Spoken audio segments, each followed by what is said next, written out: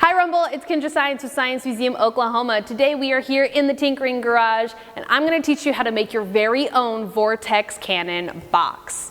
This is a really easy project to do. All you need is a cardboard box, some strong tape, a pair of scissors, or in my case I'm going to use a box cutter. Make sure you have adult supervision with you if you're using anything sharp. Safety first, always. I also have a marker so that I can mark a circle before I cut it out. That way I know where it's going to go. So take your box and find one of the short ends. So I'm going to use this side of the box. And you're going to cut a circle out of this side. But first we're going to use something to trace that circle onto it. You want to find something that's about 2 inches shorter than the side. I'm going to trace around that. So now we have our circle traced and we're going to cut this out with our scissors. Be very, very careful when you're cutting out things.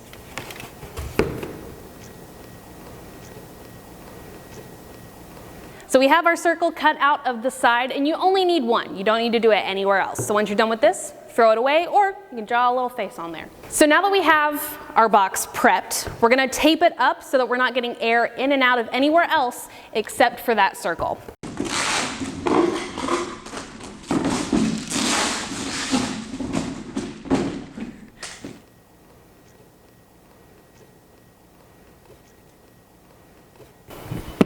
So we've got tape absolutely everywhere else. All the corners are sealed, all the edges are sealed, which means now if I find where the box opens, where I taped up initially, we're gonna push in and almost bend it. All right, so now you have your very own Vortex cannon box. From here, you can decorate this however you want. You can wrap it up like a present, you can paint the outside, put some cute tape on it, whatever you wanna do, you can make this box your very own, which is really, really fun. Then squeeze the sides and you will have toroidal vortexes coming out of the end here. I have a fog machine ready and heated up so I can show you what those toroidal vortexes look like.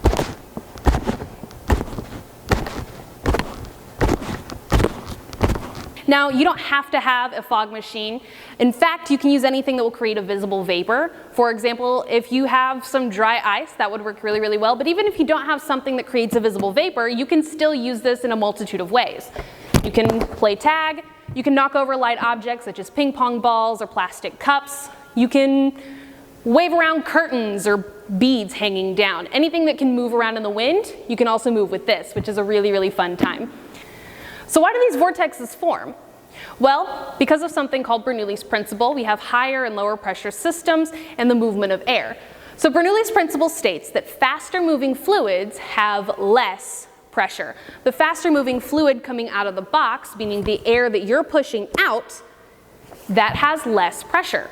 But because we left that space on the side here, some of that air hits the box, the end right here, and it slows down, becoming a higher pressure system. The higher pressure system wraps around the lower pressure system, and together this creates the toroidal vortexes that you can see or feel.